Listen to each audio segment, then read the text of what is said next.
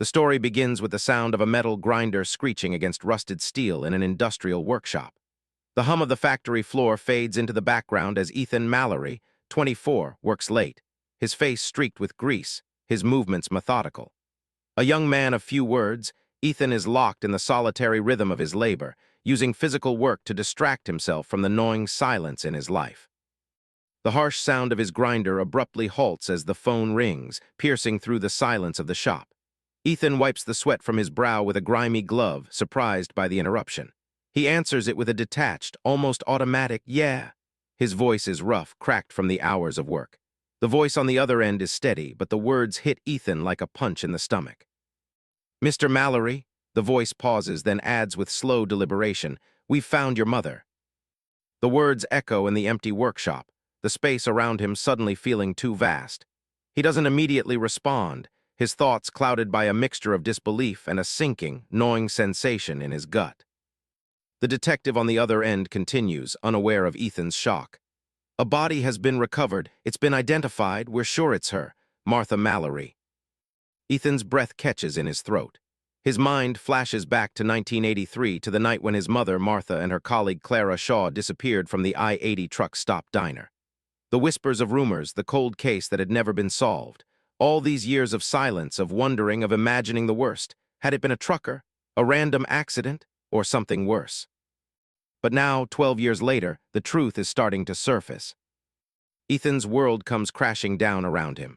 All these years, he had told himself to move on, to accept that the women he loved, his mother and Clara, had simply run off. That maybe, somehow, they had found a better life elsewhere, a life without him. But this new discovery rips that fragile narrative to shreds. For over a decade, he had been paralyzed by the ambiguity of the past. Each night was another restless toss in bed, each day another cycle of forgettable, low-wage work. His heart was locked in a cage of grief, always wondering but never daring to hope. Now, with this call, he's thrust back into the cold, painful reality. The truth was here, bitter, undeniable. His mother was dead. Ethan struggles to keep his composure, clenching his jaw, his hands tight around the phone. A rush of memories floods his mind. The warmth of his mother's embrace, her gentle voice calling him kiddo, the last picture he has of her, smiling in her turquoise diner uniform, arm around Clara. He can't shake the image of her taken from him too soon. The thought of her body, sealed in a barrel for over a decade, is too much to process. But beneath the rising storm of grief, there's another feeling, a need for closure. He needs to know why, to find the answers that have haunted him all. The detective's voice cuts through his spiraling thoughts. "There's more, Mr. Mallory. We found the remains in a sealed barrel, a warehouse in Omaha off Industrial Road." Ethan freezes, the words sinking in with horrifying clarity. A warehouse, a barrel. His mind races as the detective continues, detailing the location, the recovery, the identification. But the final words hang in the air like a weight he can't escape. And the detective pauses. "We have reason to believe the second woman, Clara Shaw, is not with her. We're still looking for her." The sentence feels like a gut punch. His mother was dead and Clara was still missing. The ambiguity of the past 12 years had finally found its horrific form. The pain of loss is now confirmed, but the haunting question remains, where is Clara? Ethan is left standing alone in the workshop, the phone still pressed to his ear, the silence of the factory surrounding him. The quiet, once a comforting void, now feels heavy. The grinding of metal against steel, the rhythmic noise of his past, is gone. This is no longer about his mother running away. This is something far darker, and Ethan won't rest until he finds out what happened that night. The twist in this opening moment is not only the discovery of Martha's body, but the unsettling reality that Clara, the other woman in this tragedy, is still missing. The investigation begins, but it's clear. This is just the beginning of a much darker, more complex mystery. The question is no longer just about his mother's fate. It's about Clara's, and why no one has found her after all these years. The emotional stakes are set, and the pursuit of truth will pull Ethan deeper into a web of secrets, betrayal, and long-buried horrors. The scene opens on Ethan standing in his small apartment, staring at the only photograph he has of his mother and Clara. It's an old, faded picture from the night they disappeared, Martha and Clara beaming in their turquoise diner uniforms, arms draped around each other in a pose of camaraderie. Ethan's fingers gently trace the edges of the photo as memories flood back. The flashback takes us to 1983, a time when Ethan was just 12 years old. He's sitting at the kitchen table, eating breakfast, listening to the sound of his mother's laughter from the other room. Martha and Clara are preparing for another long night shift at the I-80 truck stop diner. Ethan's mother often worked late, but this time it's different. Something off. Ethan's father had left years ago, and Martha was everything to him. She'd been his rock, the steady presence in his life. When she'd kissed him goodbye that night, he'd sensed something in her eyes, something that said this night might be different. But he never said it aloud. The next day, the diner was empty. No sign of Clara, no sign of his mother. And the clock began ticking, their disappearance quickly dismissed by the town as a runaway act, a case of women abandoning their lives. Ethan was left alone, struggling to make sense of it, but too young to do anything. We cut back to Ethan, now grown, sitting alone in his apartment, the pain of the past still sharp. His mother's disappearance had marked him as if he had been suspended in time ever since. 12 years had passed, but the ache of the unknown had never left. The woman in the photograph, the vibrant Martha Mallory, had been taken too soon. And Clara, what happened to Clara? Investigation begins. After the phone call from Detective Thorne, Ethan knows he can't wait for the system to take its time. He has to find the answers himself. He packs a small bag with a few essentials and heads out to meet Detective Thorne in Omaha. The detective, a seasoned and weary officer, has his doubts about the case, but Ethan's determination is undeniable. Thorne's office is sterile, dull. He hands Ethan a file of the original investigation, thick with reports and old witness statements, all pointing to a simple conclusion: the women had run off. But Ethan knows that can't be true. His mother was loyal, she wouldn't have left him, she wouldn't have left Clara. The investigation takes them to the I-80 diner's old location. It's now a rundown building, fading with time. The neon signs are long gone, replaced by appealing exterior that speaks to years of abandonment. Ethan can almost see his mother behind the counter, hear the clatter of plates and the hum of the jukebox. Everything feels ghostly, like stepping into a memory that doesn't quite belong to him anymore. The diner manager, Bill Thompson, is the first person they speak to. He's a broken man, his eyes dim with regret. Bill claims that everything was fine that night, that the women had worked their usual shift and left around 10:30 p.m., but his story doesn't sit right with Ethan. Bill had been the one to close up early, leaving Martha and Clara alone in the diner. Had he known something? Was he complicit in their disappearance?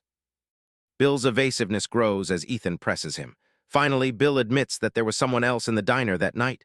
Two off-duty correctional officers, Marcus Foster and Aaron Corbin, who had been regulars at the diner.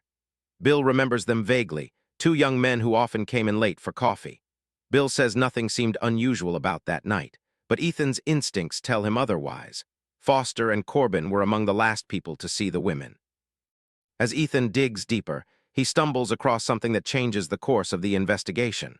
A delivery log from Midwest Provisions, the same supplier for the diner's food, lists a delivery of pickle barrels on the very night Martha and Clara disappeared. The barrels, large and heavy, were used to store pickles, but Ethan can't shake the nagging feeling that these barrels are more significant than they appear. Detective Thorne is hesitant to make any assumptions, but Ethan's gut tells him the barrels might be linked to his mother's death. Something doesn't add up. His mother's body had been found in a barrel, preserved in brine for over a decade. Why were these barrels part of the delivery that night? The final twist of this part reveals that the warehouse in Omaha, where the barrel was discovered, was connected to Midwest Provisions, a company that ran logistics for the diner. The connection is chilling. The discovery isn't just about a random trucker or a fateful encounter. It's about someone with access to both the diner and the warehouse. Ethan is left with a growing suspicion that the people closest to the diner, the ones who had access to the delivery systems, may hold the answers he's desperately searching for. Twist, the investigation has now expanded beyond the diner, and Ethan realizes that the person responsible for his mother's death might have been someone who worked at the diner or the warehouse, a person who knew them well. As Ethan begins to put the pieces together, he starts to see a more sinister pattern, a calculated act of violence, not just a random disappearance. Emotional struggles and personal tensions. Ethan's investigation begins to take a toll on him, both mentally and emotionally. The steady drive to uncover the truth has now become an obsession, pulling him further into the depths of his grief. As the days pass, he becomes more withdrawn, distancing himself from those around him. The once tight-knit relationships he had with friends, particularly Bill, are fraying at the edges. He's consumed by the idea of finding answers, but it's clear that his pursuit is slowly unraveling his own well-being. In the quiet hours of the night, when the shop floor is empty and the weight of the past settles in, Ethan struggles with haunting thoughts. He sits in his apartment, staring at the empty space his mother once filled. The smell of her perfume still lingers in the air, and he often finds himself reaching for the phone to call her, only to remember she's gone. The image of her final moments of her being taken from him is something that haunts him day and night. The emotional toll of the investigation isn't just psychological. Ethan begins to feel the physical strain, constant exhaustion from sleepless nights, an anxious tightness in his chest, and a dull, ever-present ache. As he loses more sleep and isolates himself from the world, his ability to concentrate on the case begins to falter. The memories of his mother, of her laugh, her love, and the quiet strength she always provided, feel more like a dream he can never touch again.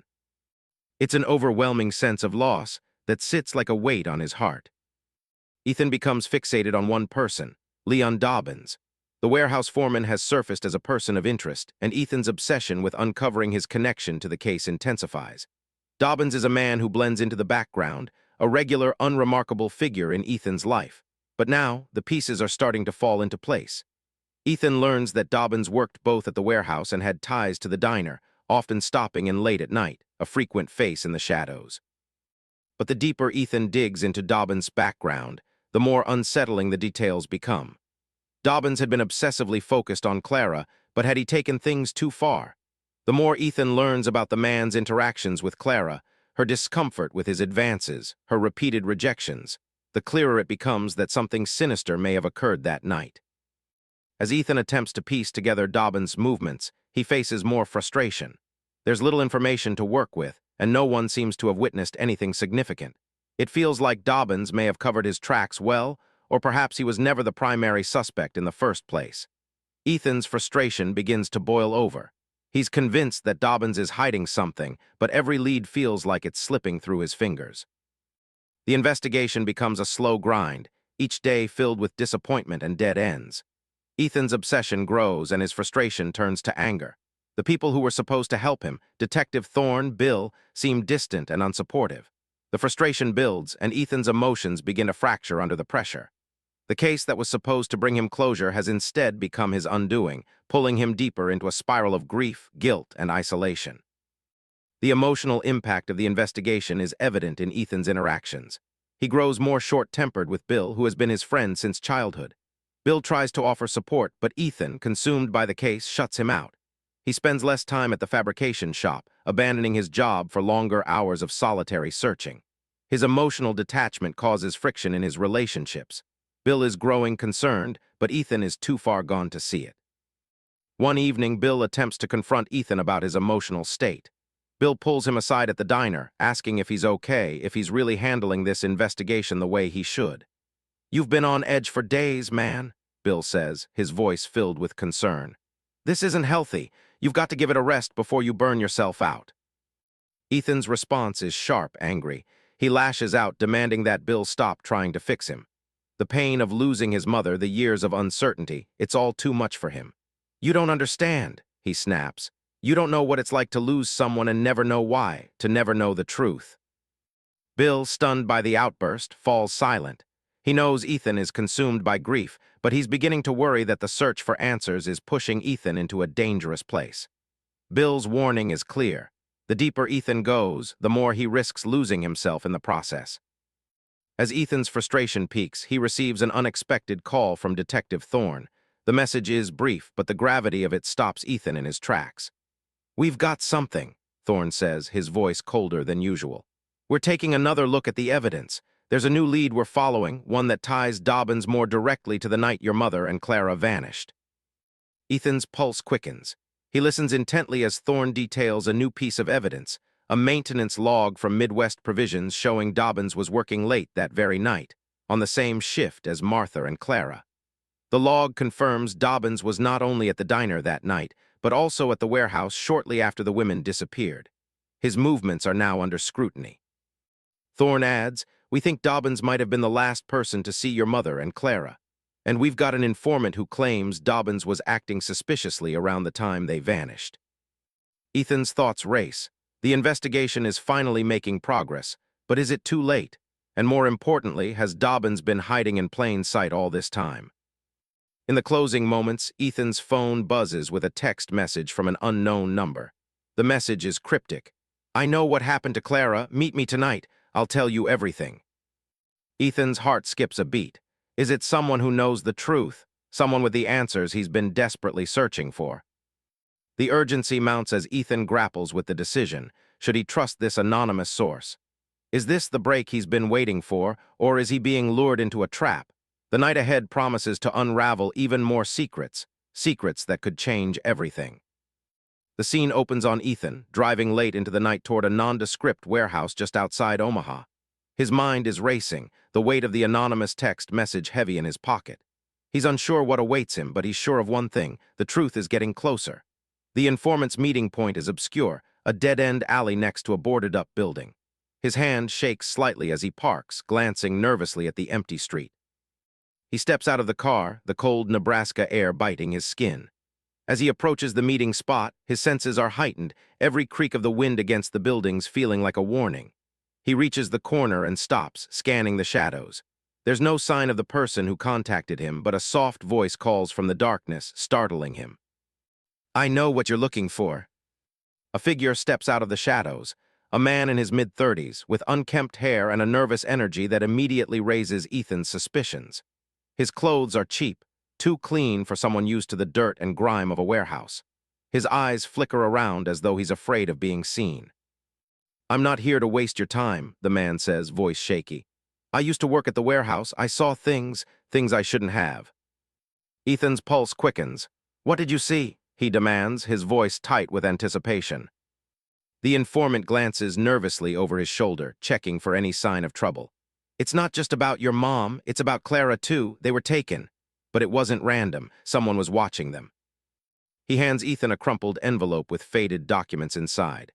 "These are from the warehouse. Shipping logs, inventory records. Look closely and you'll see the name Leon Dobbins. He was at the warehouse late that night. And there's something else in there, something you need to know about that barrel." Ethan takes the envelope, his fingers trembling. He doesn't ask any more questions. The man quickly turns and walks away, disappearing back into the night before Ethan can respond. Ethan hurries back to his car, the documents now in his hands. He knows time is running out. He drives back to his apartment, tossing the envelope onto the table. The documents are filled with shipping logs, inventory sheets, and notes on deliveries.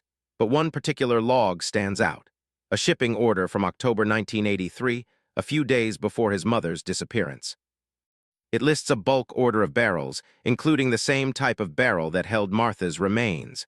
Large, wooden barrels sealed with rusted metal hoops. The barrels were supposedly for storing pickles, but the date and the quantity are troubling. The more Ethan pores over the documents, the more the pieces start to connect.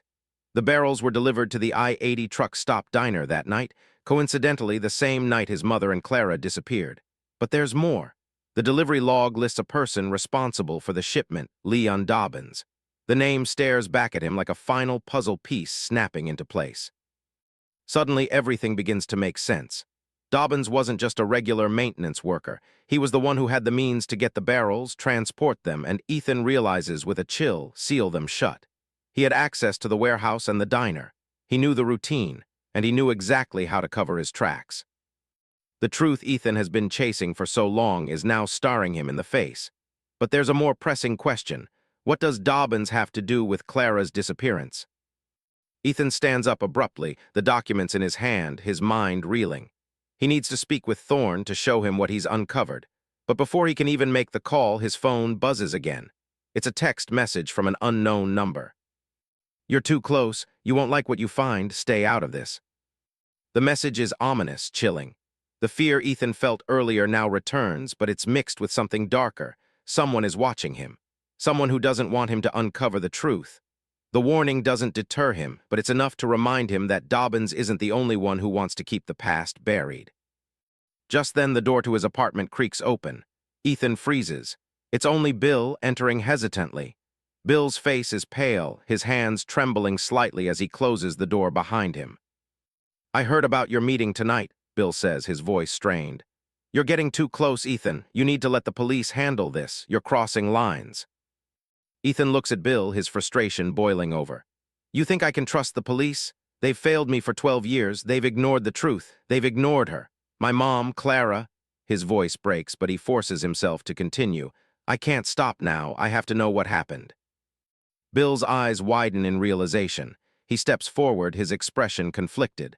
What if you're not ready for the truth? What if finding out what really happened to them, it breaks you? Ethan stares at him, the weight of his friend's words sinking in. I've already been broken, Bill. The silence in the room is suffocating, and for a moment, neither man speaks. The tension is palpable, the uncertainty gnawing at both of them. Finally, Ethan turns back to the documents on the table.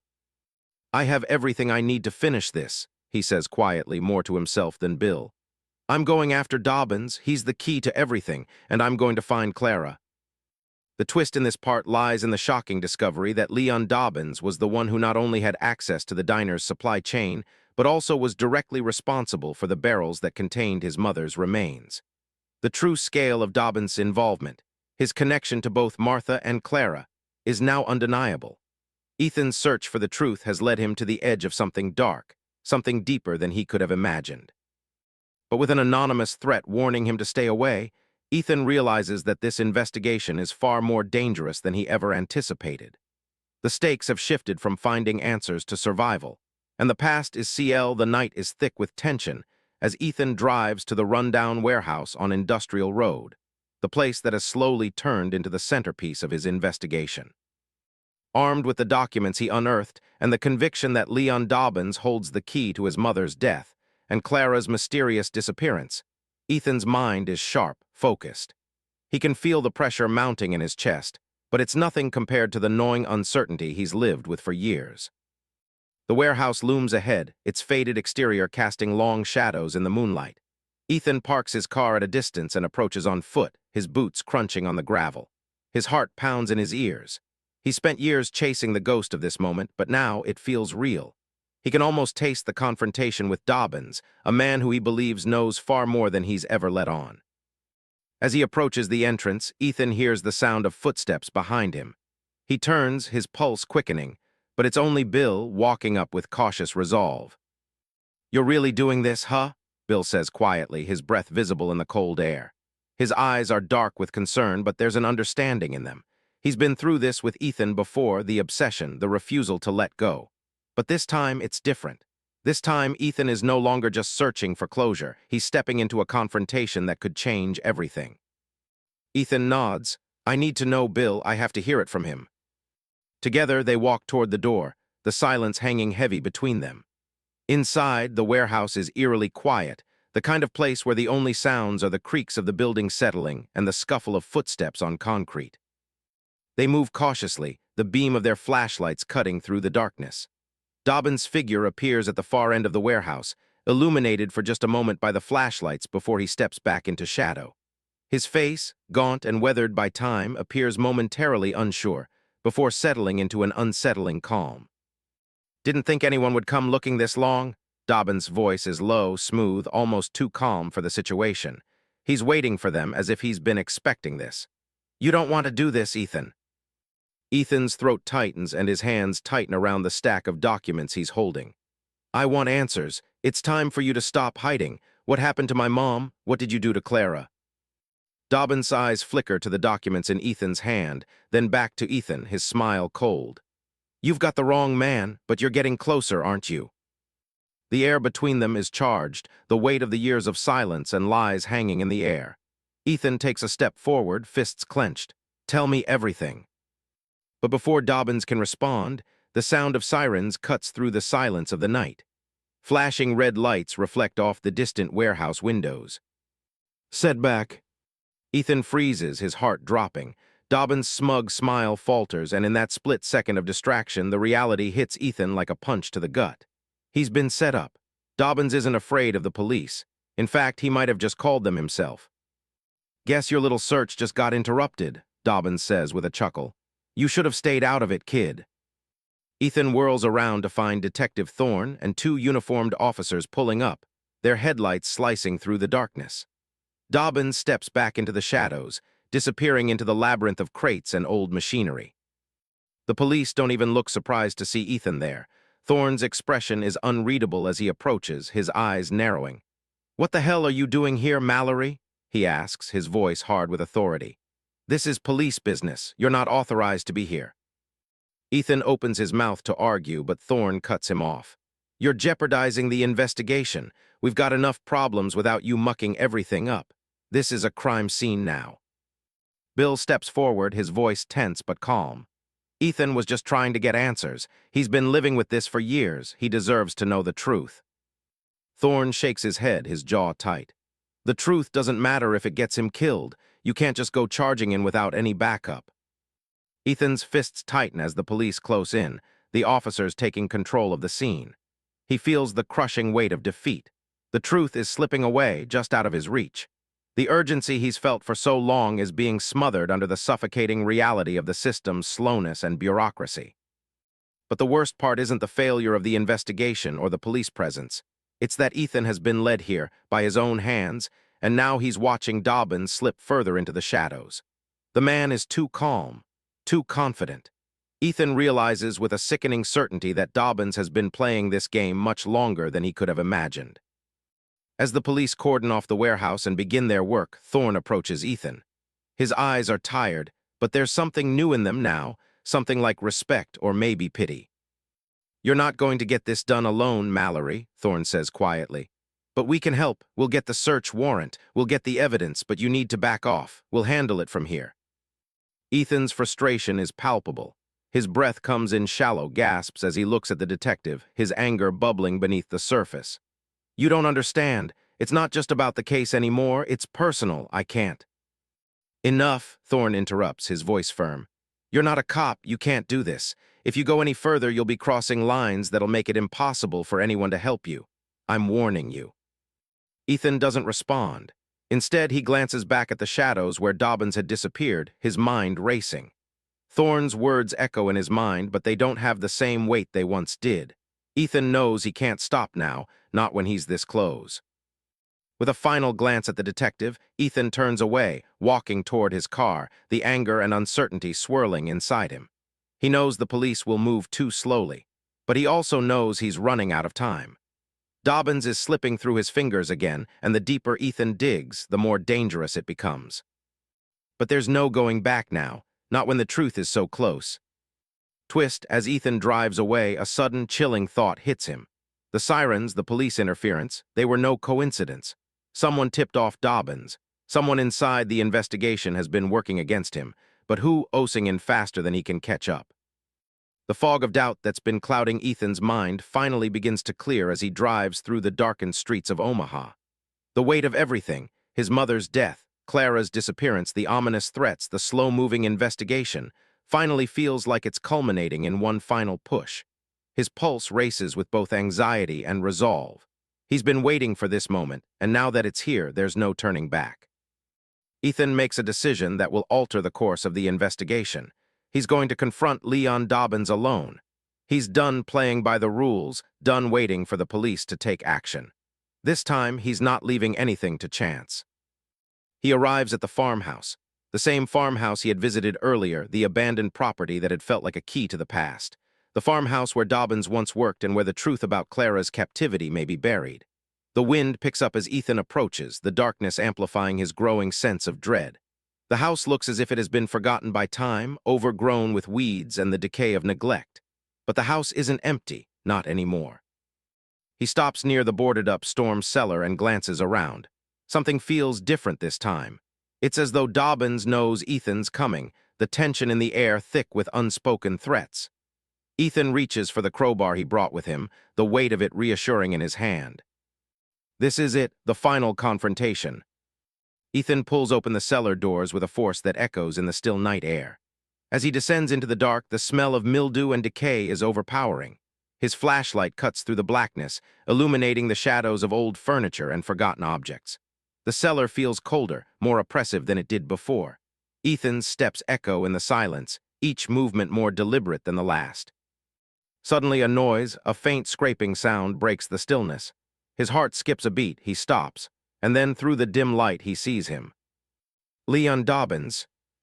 The man is standing at the far end of the cellar, his back turned, seemingly unaware of Ethan's presence. The sight is almost surreal.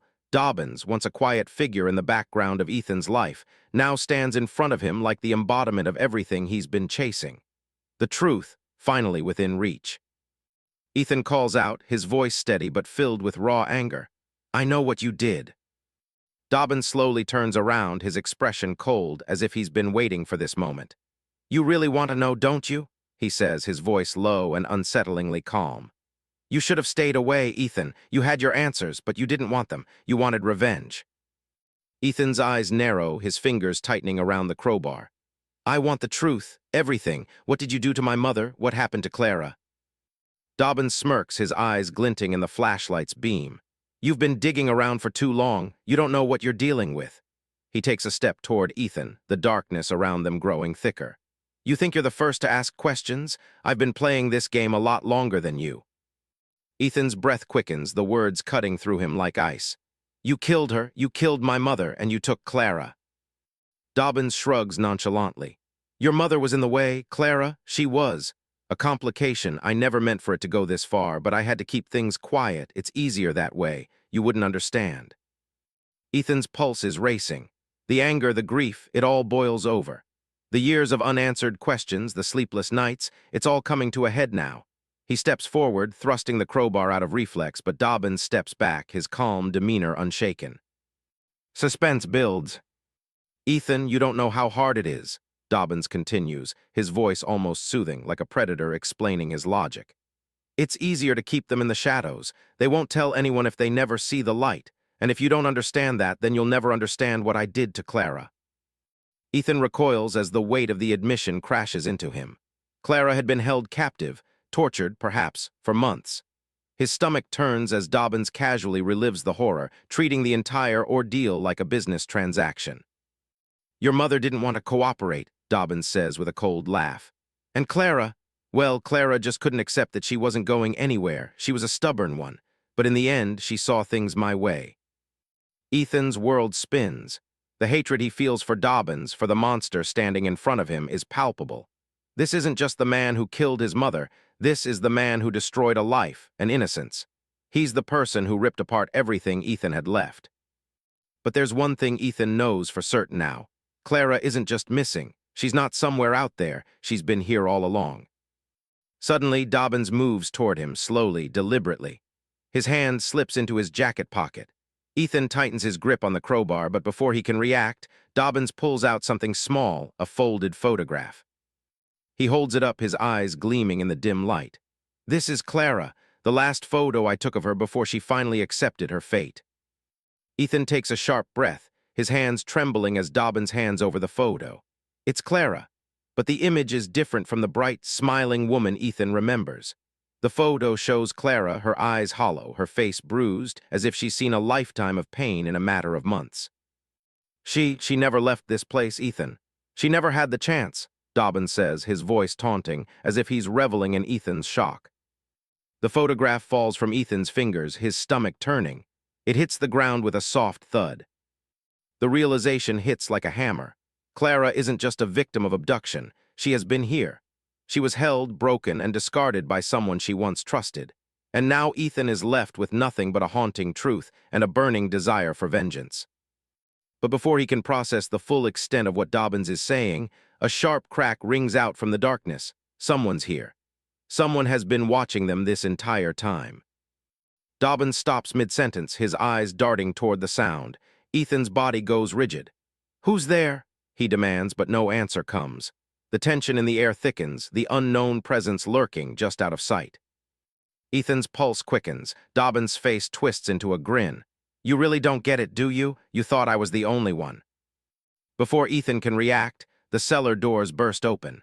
The flash of police lights cuts through the room as Detective Thorne and his team pour in. "Ethan, get down," Thorne yells, his voice urgent. But it's too late. A gunshot rings out from the darkness, and the world around Ethan explodes into chaos. The twist comes in the form of the unknown figure who's been silently observing the confrontation between Ethan and Dobbins. The police, who Ethan thought were on his side, have now arrived, but their motives remain unclear. Someone else has been pulling the strings, manipulating the investigation from the shadows. As the gunshot echoes through the warehouse, it's clear that the final pieces of the puzzle have yet to fall into place. The truth is closer than ever, but at what cost? The world seems to slow as the echo of the gunshot fades. Ethan, adrenaline coursing through his veins, crouches low to the ground, his heart hammering in his chest. Thorne shouts commands, ordering his officers to secure the scene, but the chaos of the moment is all-consuming. The harsh flicker of police lights casts unsettling shadows across the grim cellar. In the frenzy, Ethan's thoughts race, but his focus never wavers. He's just one step away from the truth, and from everything he's been seeking. Ethan's eyes scan the room for Dobbins. The barrel of the weapon is still trained on him, but the shooter has disappeared into the shadows. The room is a storm of noise, officers rushing in, shouting commands, but Ethan can't take his eyes off Dobbins, who is still standing at the far end of the cellar, his posture cold and triumphant. But it's Thorne who finds him first. "Dobbins, put the weapon down," Thorne orders, his voice firm. There's no hesitation in the detective's tone. This isn't a standoff he's willing to play around with. But Dobbins only smirks as though he's playing some twisted game. "Funny," Dobbins says, his voice oddly calm for someone who's just shot a gun. "You think you're here to end this, but I know better. It's always been a game of who gets to the truth first." Ethan's fists clench. His mother's death, Clara's torment, all these years of heartache, it's all led to this moment. Dobbins is still trying to control the narrative, still playing mind games, but Ethan is done. He steps forward, his gaze fixed on Dobbins. "Enough, tell me what happened to Clara." His voice is harsh, filled with rage and desperation. Dobbins looks up, finally meeting Ethan's gaze directly. "Clara was a victim of the same system you're so determined to fix," he says almost calmly. "But she was a pawn, Ethan, just like your mother. Everyone is expendable. You think you're going to change the world, change your life. There's no escape." But Ethan doesn't flinch. He steps closer, his voice cutting through Dobbins' taunts. "The truth isn't yours to control anymore. This ends now." That Dobbins' defiance falters, a crack in his composure. He lowers the gun slowly, his hand shaking. He knows it's over. The final confession is slipping from his lips, the truth about Clara's captivity and his involvement in her death now unavoidable. As the police close in on him, Dobbins mutters the chilling details of his crimes. How he lured Clara into his grasp, how he isolated her, tortured her, and eventually took her life in a fit of rage when he realized she would never love him. His words confirm everything Ethan feared, but they also bring some twisted sense of clarity. The monster Ethan was hunting was real, and he was standing right in front of him. The police swiftly arrest Dobbins, taking him out of the cellar and into custody. The officers begin their grim work, documenting the scene, and Thorne gives Ethan a sympathetic look. He's not surprised by Dobbins' confession. He'd suspected something for a while, but even the hardened detective knows that there is no real justice for Ethan. The truth has been revealed, but it feels hollow in the wake of the horror Ethan's endured. Ethan doesn't speak as he watches Dobbins being led away. The weight of the moment presses down on him. The truth about his mother and Clara is now fully exposed, but what does he have left? In a sense, he's been living in the shadow of these unanswered questions for so long that he's not sure what life looks like once they've been answered. Thorne approaches him, the exhaustion evident on his face. "I'm sorry, Ethan. I didn't think Dobbins would go this far." Ethan nods quietly. His eyes are distant, lost in thought, and for a moment Thorne isn't sure if the young man is even listening. The pain in Ethan's eyes is almost unbearable to witness. Ethan turns toward Thorne, his voice steady but breaking with emotion. "She didn't deserve this. Neither of them did." "I know," Thorne says softly, placing a hand on Ethan's shoulder. "We'll do what we can to make sure Dobbins never sees the light of day again. But you've got to give yourself a break, Ethan. You can't carry this forever."